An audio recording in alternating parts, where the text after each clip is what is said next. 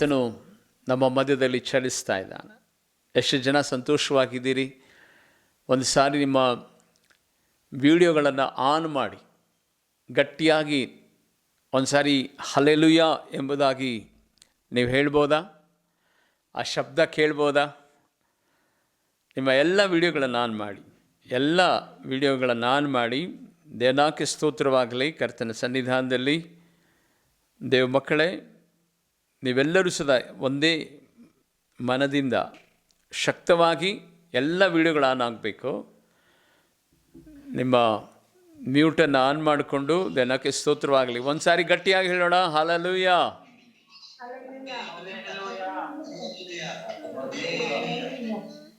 Hallelujah. Okay, ಎಚ್ಚರವಾಗಿದ್ದೀರಿ ಎಂಬುದಾಗಿ ನಾನು ನೆನೆಸುತ್ತೇನೆ. ಆತ್ಮೀಯ ದೇವಜನರೇ, ವಿಶೇಷವಾದಂಥ ಈ ದಿನದಲ್ಲಿ ನಾವೆಲ್ಲರೂ ಸದಾ ಸುಕ್ಷೇಮದಿಂದ ಇರಬೇಕು ಎಂಬುದಾಗಿ ದೇವರು ಇಷ್ಟಪಡುವಂತನಾಗಿದ್ದಾನೆ. ಆ ಸುಕ್ಷೇಮ ನಿರಂತರವಾಗಿ ನಮ್ಮ ಕುಟುಂಬದಲ್ಲಿ ಇರಬೇಕಂದ್ರೆ ನಾವು ಉದಯ ಕಾಲದಲ್ಲಿ ಪ್ರಾರ್ಥನೆಯೊಂದಿಗೆ ನಮ್ಮ ಜೀವಿತವನ್ನು ಪ್ರಾರಂಭಿಸಬೇಕು. ಸಂಧ್ಯಾ ವೇಳೆಯಲ್ಲಿ ಸಮಯ ಸಿಕ್ಕರೆ ಸಂಜೆ ವೇಳೆಯಲ್ಲಿ ಸದಾ ಪ್ರಾರ್ಥನೆಯನ್ನು ಮಾಡಬೇಕು. ಮತ್ತು ರಾತ್ರಿ ಮಲಗುವಾಗ ಪ್ರಾರ್ಥನೆಯೊಂದಿಗೆ ನಾವು ಹಾಸಿಗೆ ಮೇಲೆ ಹೋಗಬೇಕು. ಈ ಮೂರು ಕಾರ್ಯಗಳನ್ನು ಯಾವ ಕುಟುಂಬಗಳಲ್ಲಿ ಮಾಡ್ತಾರೋ ಆ ಕುಟುಂಬಗಳನ್ನು ದೇವರು ಮಹಿಮೆಯಾಗಿ ಆಶೀರ್ವಾದ ಮಾಡುತ್ತಾ ಬರ್ತಾ ಇರ್ತಾನೆ. ಕಳೆದ ವಾರದಲ್ಲಿ ನಾನು ಮಾತನಾಡುತ್ತಾ ಹೀಗೆ ಹೇಳ್ತಾ ಇದ್ದೆ, ಯಾವ ಕುಟುಂಬದಲ್ಲಿ ಆ ಕುಟುಂಬದ ಯಜಮಾನನು ಪ್ರಾರ್ಥನಾ ಪರನಾಗಿರ್ತಾನೋ ಆ ಕುಟುಂಬ ಬಹಳ ಆಶೀರ್ವದಿಸಲ್ಪಟ್ಟಿರ್ತದೆ. ಅವರ ಮಕ್ಕಳು ಆಶೀರ್ವದಿಸಲ್ಪಟ್ಟಿರ್ತಾರೆ. ಆ ಕುಟುಂಬ ಒಂದು ನೋಟವಾಗಿ ದೇವರು ಇಟ್ಟಿರುವಂಥವನಾಗಿದ್ದ. ಸಹೋದರಿಯರು ಪ್ರಾರ್ಥನೆ ಮಾಡುವುದು ಅದು ಒಳ್ಳೆಯದೇ. ದೇವರು ಅವರಿಗೆ ಮಹಾಕೃಪೆಯನ್ನು ಕೊಟ್ಟಿದ್ದಾರೆ. ಯಾವಾಗಲೂ ಸದಾ ಕಣ್ಣೀರಿನಿಂದ ಅವರು ಪ್ರಾರ್ಥನೆ ಮಾಡ್ತಾ ಇರ್ತಾರೆ. ಆದರೆ ಸಹೋದರರು ಪ್ರಾರ್ಥನೆ ಮಾಡಿದಂಥ ಆ ಕುಟುಂಬಗಳ ವಿಷಯದಲ್ಲಿ ಬೈಬಲಲ್ಲಿ ನಾವು ನೋಡುತ್ತೇವೆ, ಸಾರಮ್ಮನಿಗಿಂತಲೂ ಹೆಚ್ಚಾದ ಪ್ರಾರ್ಥನೆಯನ್ನು ಯಜ್ಞವೇದಿಗಳನ್ನು ಕಟ್ಟಿ ಅಬ್ರಾಹಮನು ಪ್ರಾರ್ಥಿಸ್ತಾ ಇದ್ದನಂತೆ. ರೆಬೆಕ್ಕಾಳ ಜೀವಿತ ನಾವು ಗಮನಿಸುವಾಗ ಪ್ರಾರ್ಥನಾ ಪರಳೆ. ಆದರೆ ಈಸಾಕನು ಅದ್ಭುತವಾದ ರೀತಿಯಲ್ಲಿ ಪ್ರಾರ್ಥನಾ ವೀರನಾಗಿದ್ದನು. ತಾನು ಬಿತ್ತಿದ ಹೊಲಗಳಲ್ಲಿ ಕೂತುಕೊಂಡು ಪ್ರಾರ್ಥನೆಯನ್ನು ಮಾಡ್ತಾ ಇದ್ದನು. ಇನ್ನು ಯಾಕೋಬನ ಜೀವಿತವನ್ನು ನೋಡುವಾಗ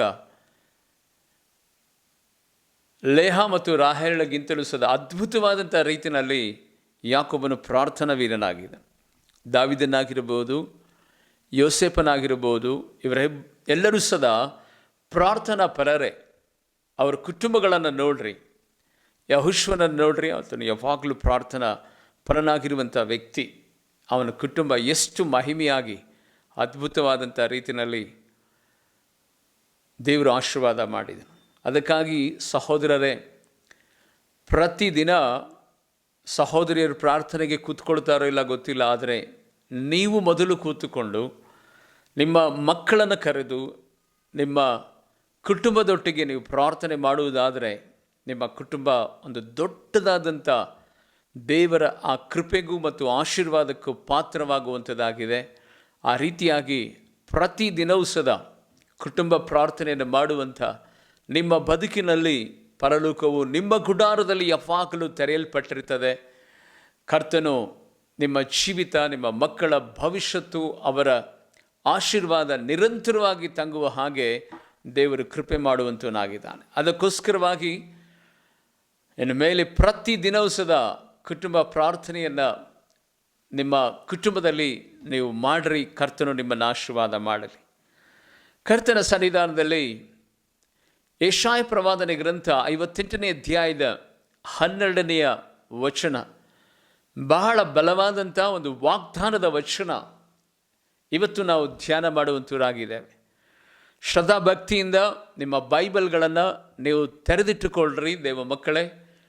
58ನೇ ಯೆಶಾಯ ಪ್ರವಾದನೆ ಗ್ರಂಥ ಅದರ 12ನೇ ವಚನ ಕೇಳಿಸಿಕೊಳ್ಳುವಂತರಾಗೋಣ.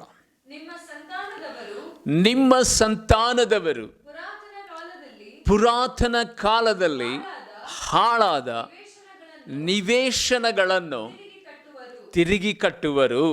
ನೀವು ತಲತಲಾಂತರಗಳಿಂದ ತಲತಲಾಂತರಗಳಿಂದ ಪಾಳು ಬಿದ್ದಿರುವ ಅಸ್ತಿವಾರಗಳ ಮೇಲೆ ಅಸ್ಥಿವಾರಗಳ ಮೇಲೆ ಕಟ್ಟಡಗಳನ್ನು ಕಟ್ಟಡಗಳನ್ನು ಎಬ್ಬಿಸುವಿರಿ. ಎಬ್ಬಿಸುವಿರಿ. ಬಿದ್ದ ಗೋಡೆಯನ್ನು ಬಿದ್ದ ಗೋಡೆಯನ್ನ ಹಾಕುವ ಜನಾಂಗ ಹಾಕುವ ಜನಾಂಗ ಹಾದಿಗಳನ್ನು ಹಾದಿಗಳನ್ನು ತಿರುಗಾಡುವ ಸ್ಥಿತಿಗೆ ತಿರುಗಾಡುವ ಸ್ಥಿತಿಗೆ ಬರುವ ಜನಾಂಗ ಎಂಬಿ ಬಿರುದುಗಳು ನಿಮಗುಂಟಾಗುವವು. ನಿಮಗುಂಟಾಗುವವು. ಆಮೇನ್, ಹಾಲೆಲೂಯ.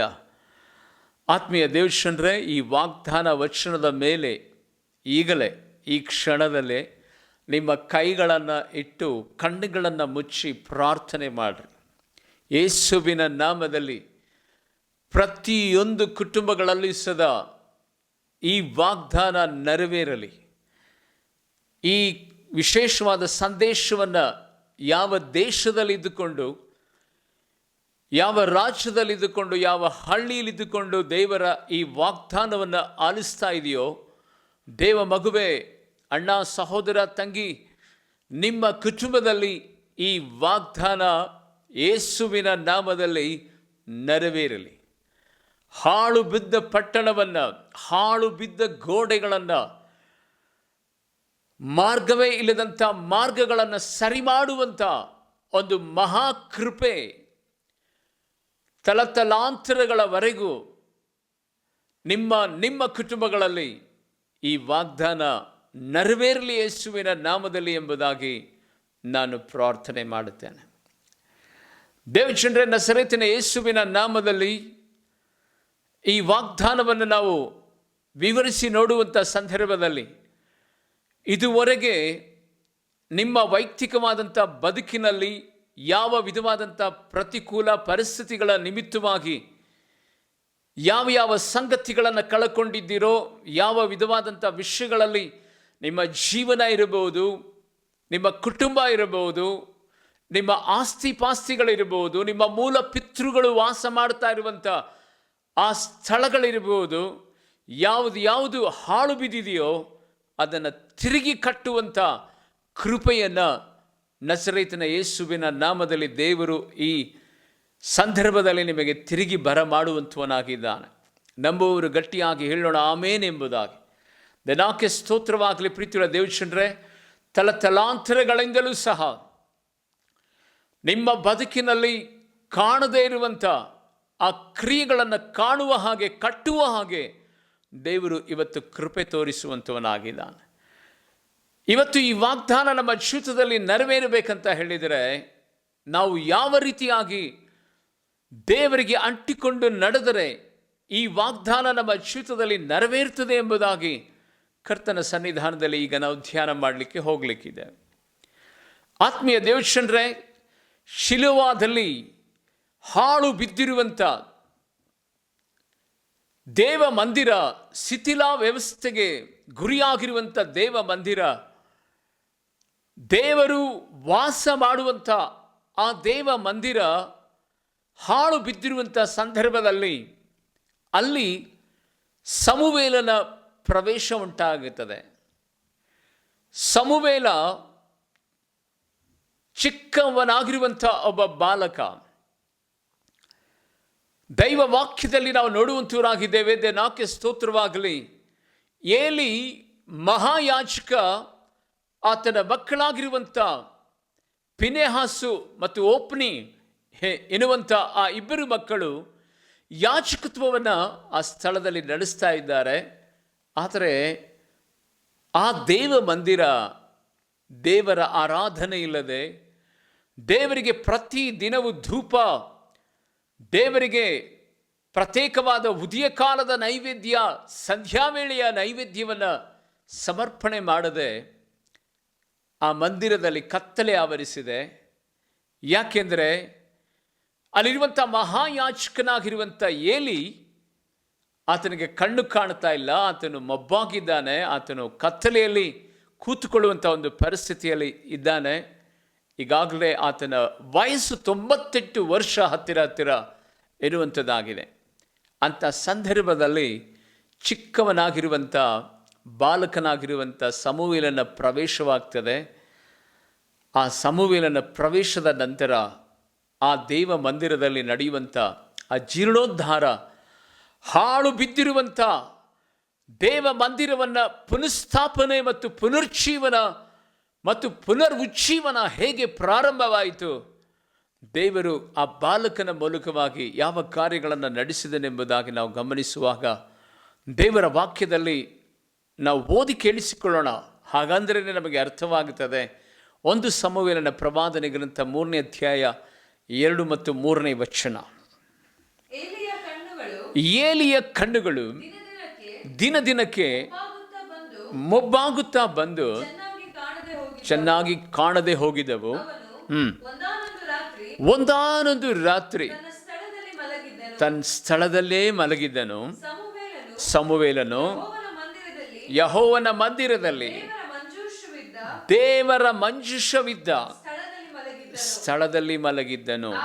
ಆಗ ದೇವ ದೀಪವು ಇನ್ನು ಉರಿಯುತ್ತಿರುವಾಗಲೇ ಯೆಹೋವನು ಸಮುವೇಲನನ್ನು ಕರೆದನು.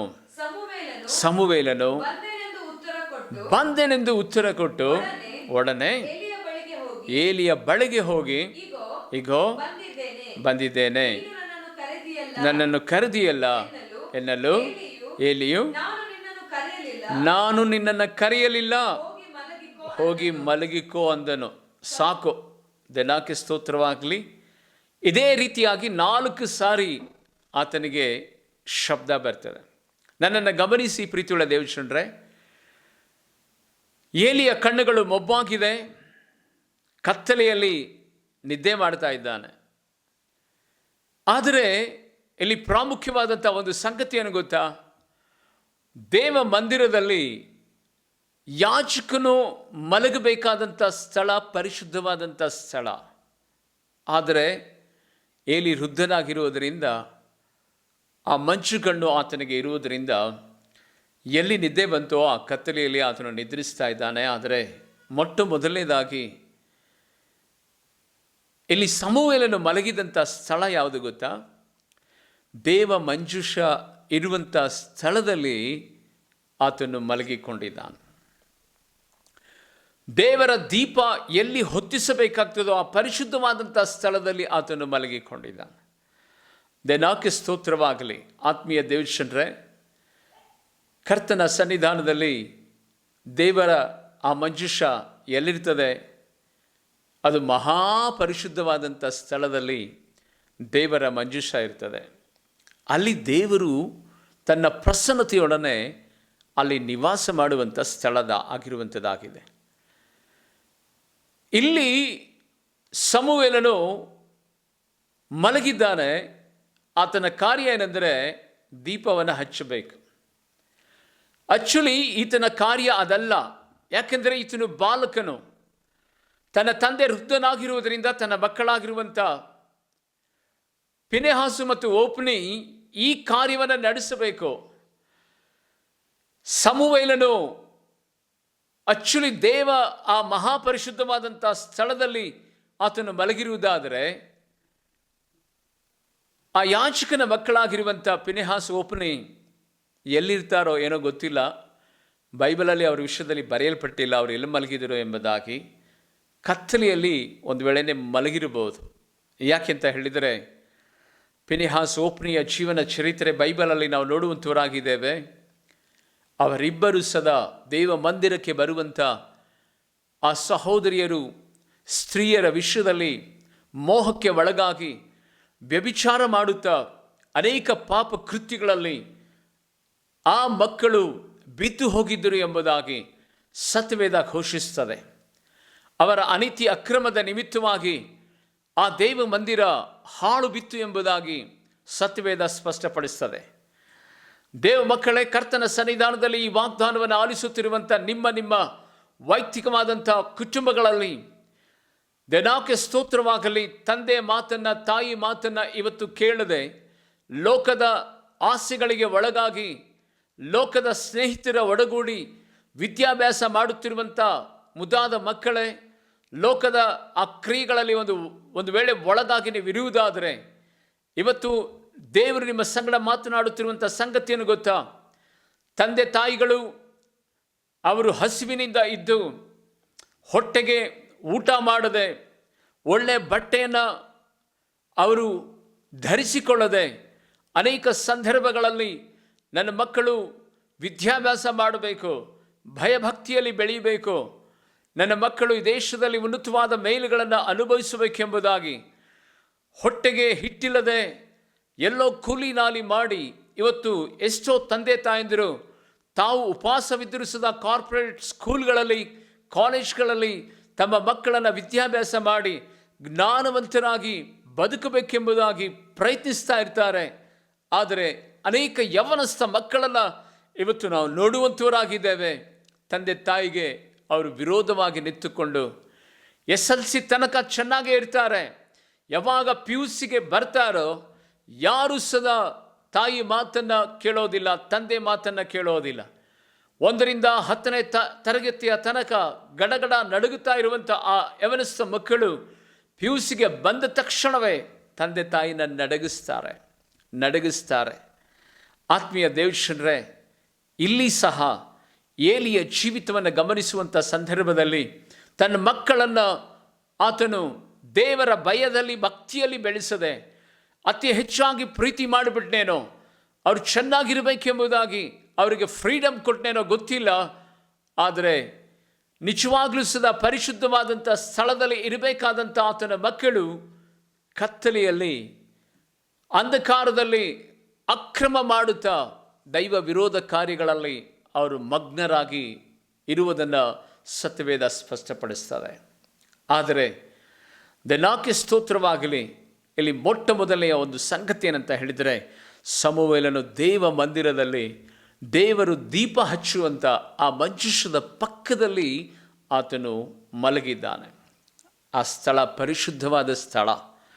ಪ್ರೀತಿಯುಳ್ಳ ದೇವಜನರೇ, ಸಮುವೇಲನ ಆ ವಿಶೇಷವಾದಂಥ ಭಕ್ತಿ ಪ್ರೀತಿ, ನಾನು ಕತ್ತಲೆಯಲ್ಲಿ ಇರಬಾರ್ದು, ಈ ಲೋಕದ ಸಂಗತಿಗಳಿಂದ ದೂರವಾಗಿರಬೇಕು, ನನಗೆ ಯಾವುದು ಪ್ರಾಮುಖ್ಯವಾದದಲ್ಲ, ನನಗೆ ಪ್ರಾಮುಖ್ಯವಾದದ್ದು ದೇವ ಸನ್ನಿಧಿ, ನಾನು ಪರಿಶುದ್ಧವಾದಂಥ ಸ್ಥಳದಲ್ಲೇ ಇರಬೇಕೆಂಬುದಾಗಿ, ಯಾರು ಎಲ್ಲಿ ಹೋದರೂ, ಯಾವುದೇ ವಿಧವಾದಂಥ ಪರಿಸ್ಥಿತಿಗಳು ನನಗೆ ಎದುರಾದರೂ ನಾನು ಇದೇ ಸ್ಥಳದಲ್ಲಿ ವಾಸ ಮಾಡಬೇಕೆಂಬುದಾಗಿ ಅಲ್ಲಿ ಸಮುವೇಲನು ತನ್ನ ವಿಶೇಷತೆಯನ್ನು ಅಲ್ಲಿ ತೋರಿಸುವಂಥ ಸಂಗತಿಯನ್ನು ನಾವು ನೋಡ್ತಾ ಇದ್ದೇವೆ. ಆತ್ಮೀಯ ದೇವಜನರೇ, ನಮ್ಮ ಆತ್ಮೀಕತೆ ಬದುಕಿನಲ್ಲಿ ಲೋಕದಲ್ಲಿ ಅನೇಕ ವಿಧವಾದಂಥ ಸಂಗತಿಗಳು ನಡೀತದೆ. ಅನೇಕ ವಿಧವಾದಂಥ ಕೆಟ್ಟದಾದಂಥ ಸ್ಥಿತಿ, ಪ್ರತಿಕೂಲವಾದಂಥ ಪರಿಸ್ಥಿತಿ, ಅನೇಕ ವಿಧವಾದಂಥ ಆಲೋಚನೆಗಳನ್ನು ಮಾಡುವಂಥ ಸ್ನೇಹಿತರು, ಉದ್ಯೋಗಿಗಳು, ನಮ್ಮ ಜೊತೆಯಲ್ಲಿ ಕೆಲಸ ಮಾಡುವಂಥ ಅನೇಕ ವಿಧವಾದ ಕೊಲೀಗ್ಸ್ಗಳ ಮಧ್ಯದಲ್ಲಿ, ಸಂಬಂಧಿಕರ ಮಧ್ಯದಲ್ಲಿ ನಾವು ಜೀವಿಸ್ತೇವೆ. ಆದರೆ ನಮ್ಮ ಪರಿಶುದ್ಧತೆಯನ್ನು ನಾವು ಬಿಟ್ಟುಕೊಡಬಾರದು, ನಮ್ಮಲ್ಲಿರುವಂಥ ಭಯಭಕ್ತಿಯನ್ನು ನಾವು ಬಿಟ್ಟುಕೊಡಬಾರದು, ನಮ್ಮ ವೈಯಕ್ತಿಕವಾದಂಥ ದೇವರನ್ನು ಆರಾಧಿಸುವಂಥ ಆ ಕ್ರಮ, ಆ ಕ್ರಿಯೆಗಳಿಂದ ನಾವು ದೂರವಾಗಿರಬಾರದು. ಯಾಕೆಂತ ಹೇಳಿದರೆ, ಸಮುವೇಲನು ಮುತ್ತಿನ ಉಪಾಧಿಯಲ್ಲಿ ಇಲ್ಲಿ ಕಾಣುತ್ತಾನೆ. ಮುತ್ತು ಆಕಾಶದಿಂದ ಸುರಿಯಲ್ಪಡುವುದಿಲ್ಲ, ಮುತ್ತು ಯಾವುದೇ ಮರದಲ್ಲಿ ಬೆಳೆಯೋದಿಲ್ಲ, ಮುತ್ತು ಅದು ಸಮುದ್ರದ ಆಳದ ಒಳಗಡೆ ಇರ್ತದೆ, ಮುತ್ತು ಮಣ್ಣಿನ ಒಳಗಡೆ ಇರ್ತದೆ. ಮಣ್ಣಿನಿಂದ ಬಂದ ಮಾಣಿಕ್ಯ ಎಂಬುದಾಗಿ ನಾನು ಸಮುವೇಲನನ್ನು ವಿಶ್ಲೇಷಣೆ ಮಾಡುತ್ತೇನೆ. ಹೌದು ಪ್ರೀತಿಯುಳ್ಳ ದೇವಜನರೇ, ತಲತಲಾಂತರಗಳಿಗೆ ಒಬ್ಬರು ಇಂಥವರು ಸಿಗುವಂಥವರಾಗಿದ್ದಾರೆ. ತಲೆಮಾರುಗಳಲ್ಲಿ ಒಬ್ಬರು ಇಂಥವರು ಸಿಗುವಂಥವರಾಗಿದ್ದಾರೆ. ದೇವನಾಕೆ ಸ್ತೋತ್ರವಾಗಲಿ.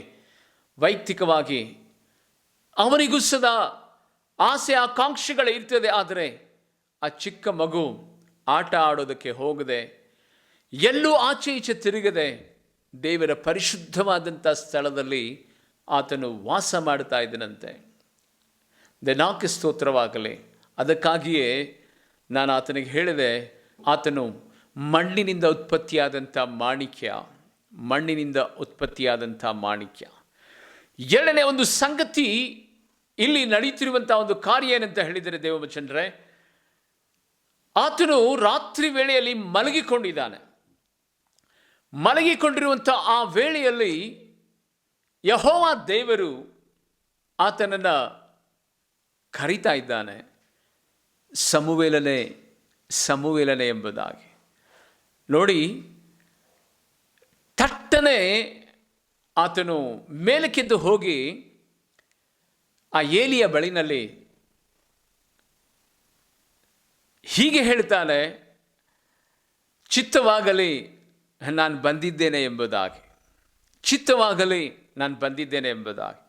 ಏಲಿ ತಕ್ಷಣವೇ ಹೇಳ್ತಾನೆ, ಏನು ಗೊತ್ತಾ, ನಾನು ನಿನ್ನನ್ನು ಕರೆಯಲಿಲ್ಲ, ಹೋಗಿ ಮಲಗಿಕೋ ಎಂಬುದಾಗಿ.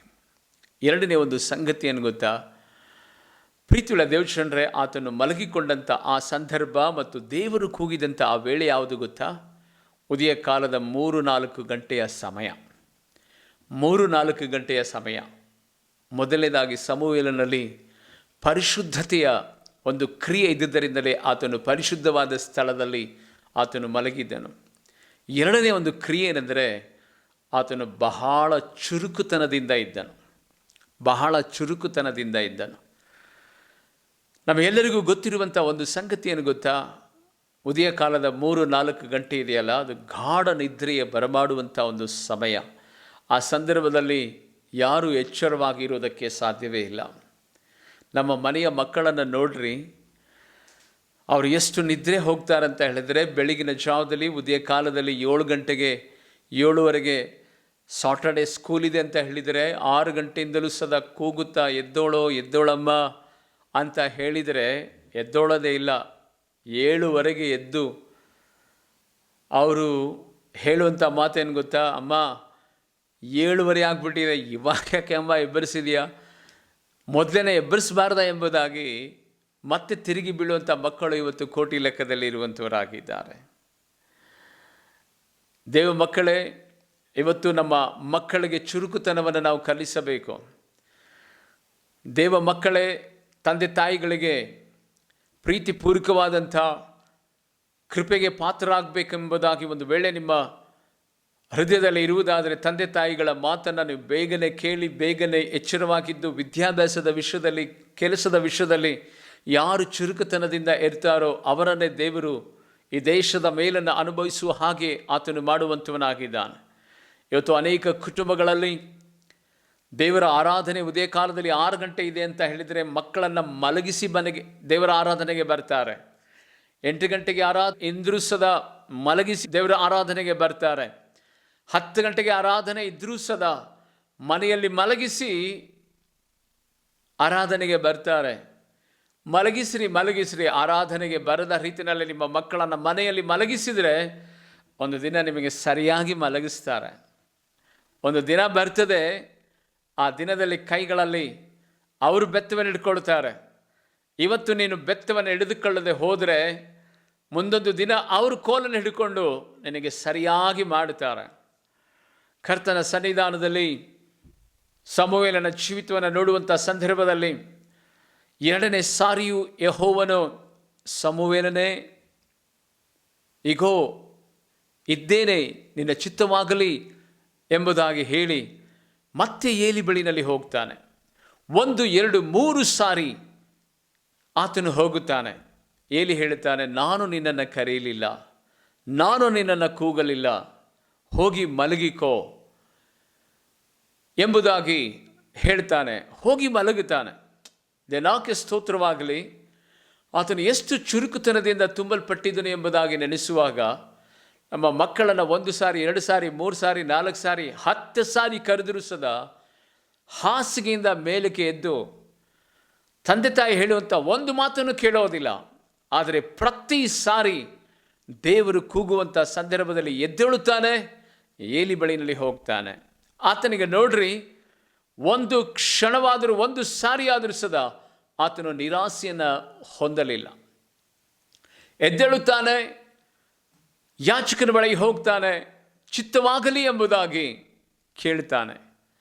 ಕೊನೆಯದಾಗಿ ಏಲಿ ಹೇಳ್ತಾನೆ, ನಾನು ನಿನ್ನನ್ನು ಕರೆಯಲಿಲ್ಲ, ಒಂದು ವೇಳೆ ಯೆಹೋವ ದೇವರೇ ನಿನ್ನನ್ನು ಕೂಗುತ್ತಾ ಇದ್ದಾನೋ ಏನೋ ಎಂಬುದಾಗಿ, ಚಿತ್ತವಾಗಲಿ ದೇವ ಎಂಬುದಾಗಿ ನೀನು ದೇವರಿಗೆ ಹೇಳು ಎಂಬುದಾಗಿ ಏಲಿ ಆತನಿಗೆ ಹೇಳಿ ಕಳಿಸುತ್ತಾನೆ. 4ನೇ ಸಾರಿ ಸ್ವತಃ ದೇವರು ಕೂಗುವಂಥ ಸಂದರ್ಭದಲ್ಲಿ ಸಮುವೇಲನು, ಇಗೋ ದೇವ ಚಿತ್ತವಾಗಲಿ ಎಂಬುದಾಗಿ ಹೇಳಿ ಕರ್ತನ ಸನ್ನಿಧಾನದಲ್ಲಿ ಆತನ ಶಬ್ದಕ್ಕೆ ಓಗೊಡುತ್ತಾನೆ. ಹೌದು ಪ್ರೀತಿಯುಳ್ಳ ದೇವಜನರೇ, ಕರ್ತನ ಸನ್ನಿಧಾನದಲ್ಲಿ ನಾವು ಗಮನಿಸಬೇಕಾದಂಥ ಮೂರನೇ ಒಂದು ಸಂಗತಿ, ಇದರಲ್ಲ ಗುಣಗಳು. 4 ಸಾರಿ ಸಮುವೇಲನನ್ನು ಕೂಗಿದುರಿಸದ ಆತನು ಯಥಾರ್ಥತೆಯನ್ನು ಬಿಡಲಿಲ್ಲ. ಆತನು ಅಲಕ್ಷ್ಯನಾಗದ ರೀತಿಯಲ್ಲಿ ಯಥಾರ್ಥತೆಯಿಂದ ಆ ಶಬ್ದಕ್ಕೆ ಕಿವಿಗೊಟ್ಟನು. ದೇವರ ವಾಕ್ಯದಲ್ಲಿ ನಾವು ಗಮನಿಸ್ತೇವೆ, ಜ್ಞಾನೋಕ್ತಿಯಲ್ಲಿ ಈ ಮಾತು ಹೀಗೆ ಬರೆಯಲ್ಪಟ್ಟಿದೆ: ಚುರುಕುತನ ಉಳ್ಳವನು ಅವನು ಸೌಭಾಗ್ಯವಂತನು ಎಂಬುದಾಗಿ. ಚುರುಕುತನ ಉಳ್ಳವನು ಸೌಭಾಗ್ಯವಂತನು ಎಂಬುದಾಗಿ. ಪ್ರೀತಿಯುಳ್ಳ ದೇವಜನರೇ, ಮೂರನೇ ಒಂದು ಸಂಗತಿ ಆತನ ಒಳಗಡೆ ನಾವು ನೋಡುವಂಥ ಸಂಗತಿ ಏನು ಗೊತ್ತಾ? ಆತನು ಕರ್ತನ ಸನ್ನಿಧಾನದಲ್ಲಿ ಯಥಾರ್ಥತೆಯನ್ನು ಮೆರೆದನು.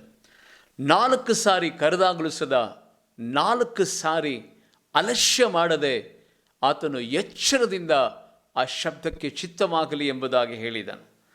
ದೇವರು ಯಾರನ್ನು ಆಶೀರ್ವಾದ ಮಾಡ್ತಾನೆ ಗೊತ್ತಾ? ದೇವರು ಯಥಾರ್ಥವಂತರನ್ನು ಆಶೀರ್ವಾದ ಮಾಡ್ತಾನೆ. ಯಥಾರ್ಥವಂತರನ್ನು ಆಶೀರ್ವಾದ ಮಾಡ್ತಾನೆ. ಸತ್ಯವೇದದಲ್ಲಿ ನಾವು ನೋಡುವಂತವರಾಗಿದ್ದೇವೆ. ದೇವರ ವಾಕ್ಯ ಹೀಗೆ ಸ್ಪಷ್ಟಪಡಿಸ್ತದೆ: ಯಥಾರ್ಥವಂತರಿಗೆ ಪರಲೋಕದಿಂದ ಯೆಹೋವ ದೇವನ ಕಣ್ಣುಗಳು ಯಾವಾಗಲೂ ನೋಡುತ್ತಾ ಇರುತ್ತದೆ ಎಂಬುದಾಗಿ. ಯಥಾರ್ಥವಂತರನ್ನು ಆ ಯೆಹೋವ ದೇವನ ಕಣ್ಣುಗಳು ಯಾವಾಗಲೂ ನೋಡುತ್ತಾ ಇರುತ್ತದೆ ಎಂಬುದಾಗಿ. ಯೇಸುವಿನ ನಾಮದಲ್ಲಿ ಪ್ರೀತಿಯುಳ್ಳ ದೇವಜನರೇ, ಒಂದು ವೇಳೆ ಯಥಾರ್ಥತೆಯಿಂದ ನೀನು ಬದುಕುತ್ತಾ ಇರುವುದಾದರೆ ನಿನ್ನನ್ನು ಯಾರು ನೋಡ್ತಾರೋ ನೋಡೋದಿಲ್ವೋ ಗೊತ್ತಿಲ್ಲ, ಆದರೆ ಪರಲೋಕದ ದೇವರು ನಿನ್ನನ್ನು ನೋಡುತ್ತಾನೆ. ಆತನ ಕಣ್ಣುಗಳು ನಿನ್ನನ್ನು ಯಾವಾಗಲೂ ದೃಷ್ಟಿಸುತ್ತಲೇ ಇರ್ತದೆ. ನಿನ್ನ ಸೇವೆಯನ್ನು ಆತನು ನೋಡುತ್ತಾನೆ, ನಿನ್ನ ಕುಟುಂಬವನ್ನು ಆತನು ನೋಡುತ್ತಾನೆ, ನಿನ್ನ ಮಕ್ಕಳನ್ನು ಆತನು ನೋಡುತ್ತಾನೆ. ನೀನು ಯಾವ ಸ್ಥಳದಲ್ಲಿದ್ದರೂ ಸದಾ ನೀನು ಯಥಾರ್ಥತೆಯಿಂದ ಆಸಕ್ತಿಯಿಂದ ನೀನು ಆತನ ಶಬ್ದಕ್ಕೆ ಓಗೊಡುವುದಾದರೆ, ನೀನು ಯಥಾರ್ಥತೆಯ ಬದುಕನ್ನು ನಿನ್ನ ಬದುಕಿನಲ್ಲಿ ನೀನು ಕಾಪಾಡಿಕೊಂಡು ಇರುವುದಾದರೆ, ಆತನ ಕಣ್ಣುಗಳು ನಿನ್ನನ್ನು ನೋಡುತ್ತಲೇ ಇರ್ತದೆ.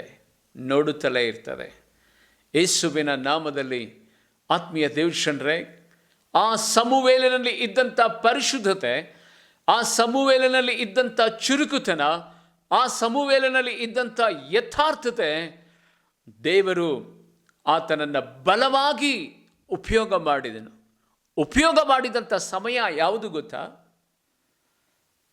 ಕೇವಲ 10 ವರ್ಷದ ಬಾಲಕ ಸಮುವೇಲ. 10 ವರ್ಷದ ಬಾಲಕ ಸಮುವೇಲ. ಆ 10 ವರ್ಷದ ಆ ಬಾಲಕನಿಗೆ ದೇವರು ಸ್ವತಃ ಮಾತನಾಡುತ್ತಾನೆ ಎಂಬುದಾಗಿ ನೆನೆಸುವಾಗ ಆತನು ಎಷ್ಟು ವಿಶೇಷತೆಯನ್ನು ದೇವರಿಗೆ ಕೊಟ್ಟಿದ್ದನು, ಎಷ್ಟು ಪ್ರೀತಿ ದೇವರ ಮೇಲೆ ಇಟ್ಟಿದ್ದನು, ವರ್ಣನೆ ಮಾಡೋದಕ್ಕೆ ಅಸಾಧ್ಯ. ಪ್ರೀತಿಯುಳ್ಳ ದೇವಜನರೇ, ವೃದ್ಧನಾಗಿರುವಂಥ ಏಲಿಯ ಜೊತೆಯಲ್ಲಿ ದೇವರು ಮಾತನಾಡಲಿಲ್ಲ. ವೈಯಕ್ತಿಕವಾಗಿ ಆತನ ಮಕ್ಕಳ ಜೊತೆಯಲ್ಲಿ ದೇವರು ಮಾತನಾಡಲಿಲ್ಲ. ಹಾಳು ಬಿದ್ದಿರುವಂಥ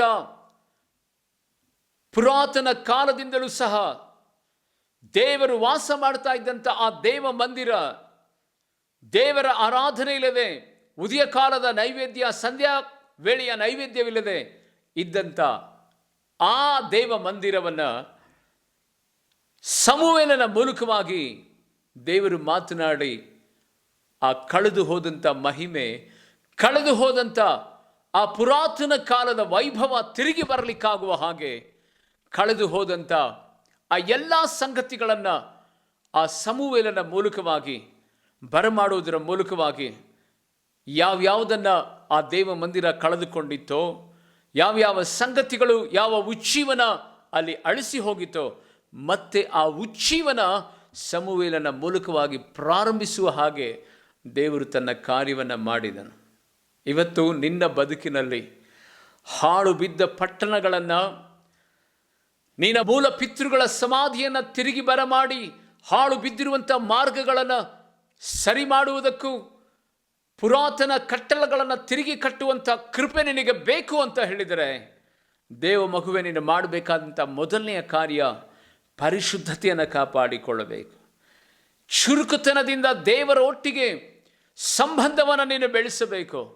ಯಥಾರ್ಥತೆಯ ಹೃದಯ, ದೇವರನ್ನು ಬಿಟ್ಟು ಅಗಲದೆ ದೇವರೊಟ್ಟಿಗೆ ನೀನು ಬದುಕುವಂಥ ಸಂದರ್ಭದಲ್ಲಿ ನಿನ್ನ ಕುಟುಂಬ ಹಾಳಾಗಿದೆಯಾ, ನಿನ್ನ ಸೇವೆ ಹಾಳಾಗಿದೆಯಾ, ಆತ್ಮಿಕತೆ ಬದುಕು ಹಾಳಾಗಿದೆಯಾ, ತಲೆಮಾರುಗಳಿಂದ ಶಾಪ ಪಾಪ ಅಂಧಕಾರಗಳಲ್ಲಿ ಮುಳುಗಿ ಇವತ್ತು ನಿನ್ನ ಬದುಕಿನಲ್ಲಿ ಮಾರ್ಗ ಇಲ್ಲದೆ ಎಲ್ಲ ಹಾದಿಗಳು ಮುಚ್ಚಿಕೊಂಡಿದ್ದಾವ.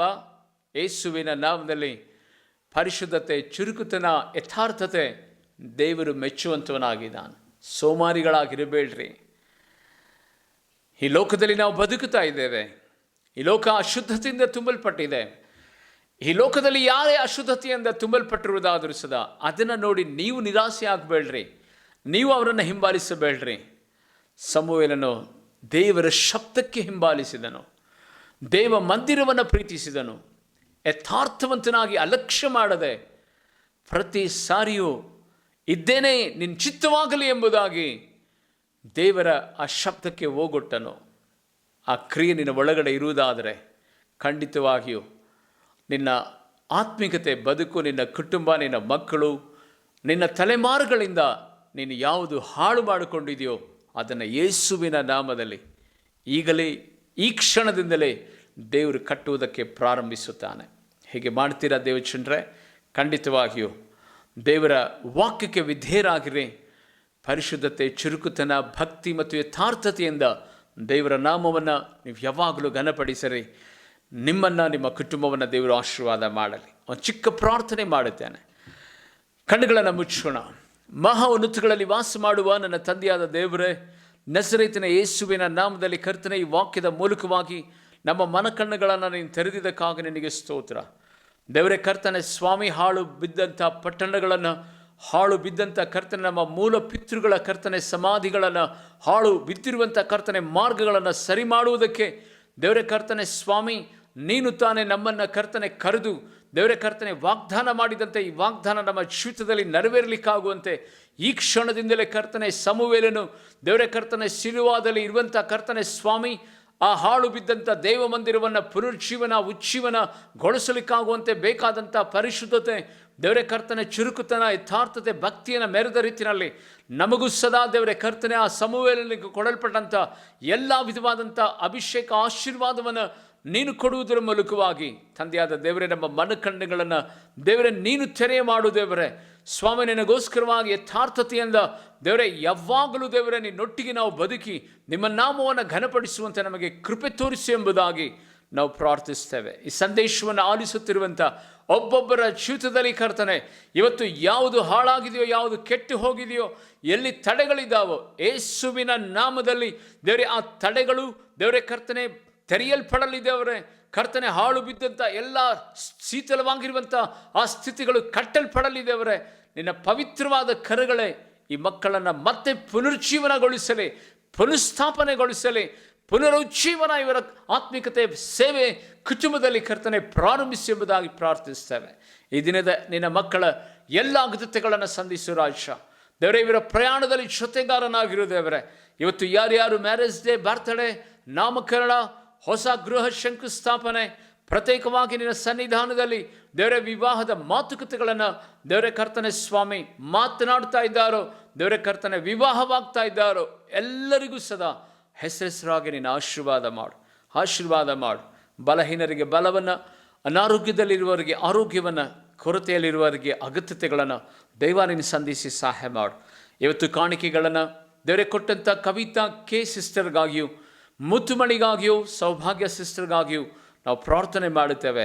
ಈ ಕುಟುಂಬಗಳನ್ನು, ಈ ಮಕ್ಕಳನ್ನು ದೇವರೇ ನೀನು ಆಶೀರ್ವಾದ ಮಾಡು ದೇವ ಕರ್ತನೆ. ಇವರ ಕೈಗಳು ಯಾವಾಗಲೂ ಸಮೃದ್ಧಿಯಿಂದ ತುಂಬಲ್ಪಡಲಿ, ಇರುವಂಥ ಎಲ್ಲ ಕೊರತೆಗಳು ನೀಗಲ್ಪಡಲಿ. ಮಕ್ಕಳ ಭಾಗ್ಯವನ್ನು, ಬಿಸ್ನೆಸ್ನಲ್ಲಿ ಕರ್ತನೆ ಆಶೀರ್ವಾದವನ್ನು ದೇವರೇ, ಇವರ ಹೊಲಮನೆಗಳಲ್ಲಿ ಕರ್ತನೆ ನಿನ್ನ ಪರಲೋಕದ ಮಹಿಮೆಯನ್ನು ಸುರಿಸಿ ಇವರ ಕೈಗಳನ್ನು ನೀನು ಬಲಪಡಿಸು. ನಿನ್ನ ಸನ್ನಿಧಿ ಸೇವೆಯಲ್ಲಿ ಕರ್ತನೆ ಕಾಣಿಕೆಗಳನ್ನು ಉಪಯೋಗ ಮಾಡುವಾಗ ಅದರ ಆಶೀರ್ವಾದ ಇವರ ಕುಟುಂಬಕ್ಕೆ ಉಂಟಾಗಲಿ. ಎಲ್ಲ ಮಹಿಮೆ ನಿನಗೆ ಸಲ್ಲಿಸ್ತೇವೆ. ಯೇಸುವಿನ ನಾಮದಲ್ಲಿ ಬೇಡಿ ಪ್ರಾರ್ಥಿಸ್ತೇನೆ ನನ್ನ ಪರಲೋಕದ ತಂದೆಯಾದ ದೇವರೇ, ಆಮೇನ್, ಆಮೇನ್.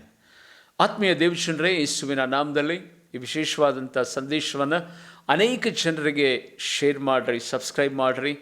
ಪ್ರತ್ಯೇಕವಾಗಿ ಕರ್ತನ ಸನ್ನಿಧಾನದಲ್ಲಿ ಇದುವರೆಗೆ ನೀವು ಈ ಸಂದೇಶಗಳನ್ನು ಕೇಳಿ ಸುಮ್ಮನಿರುವುದಾದರೆ, ಈ ಸೇವೆಯಲ್ಲಿ ನೀವೇನಾದರೂ ಪ್ರೋತ್ಸಾಹ ಮಾಡಬೇಕಂತ ಹೇಳಿದರೆ ಸಾಧ್ಯವಾದಷ್ಟು ಮಟ್ಟಿಗೆ ಈ ಉತ್ತಮವಾದಂಥ ಸಂದೇಶಗಳನ್ನು ಉದಯ ಕಾಲದ 5 ಗಂಟೆಗೆ ಬಿತ್ತರಿಸಲ್ಪಡ್ತದೆ. ಈ ಸಂದೇಶಗಳನ್ನು ಬಹಳ ಜನರು ಇವತ್ತು ಕಷ್ಟದಲ್ಲಿದ್ದಾರೆ, ಬಡತನದಲ್ಲಿದ್ದಾರೆ, ಅನೇಕ ವಿಧವಾದ ತಡೆಗಳಲ್ಲಿರುವಂಥ ನಿಮ್ಮ ಬಂಧು ಬಾಂಧವರಿಗೆ, ನಿಮ್ಮ ಜೊತೆಯಲ್ಲಿರುವಂಥ ವಿಶ್ವಾಸಗಳಿಗೆ ಶೇರ್ ಮಾಡೋದರಿಂದ ಅವರಿಗೆ ಪ್ರೋತ್ಸಾಹ ಮಾಡದ ಆಗುತ್ತದೆ. ಈ ಸೇವೆ ಜೊತೆಯಲ್ಲಿ ಸದಾ ಜೋಡಿಸುವ ಹಾಗೆ ಆಗುವಂಥದ್ದಾಗಿದೆ. ಈ ಕಾರ್ಯದಲ್ಲಿ ನಮ್ಮ ಜೊತೆಯಲ್ಲಿ ನೀವು ಸದಾ ಸೇರಿ ಸೇವೆಯನ್ನು ಮಾಡಿರಿ. ಕರ್ತನು ನಿಮ್ಮನ್ನು ಆಶೀರ್ವಾದ ಮಾಡಲಿ. God bless you.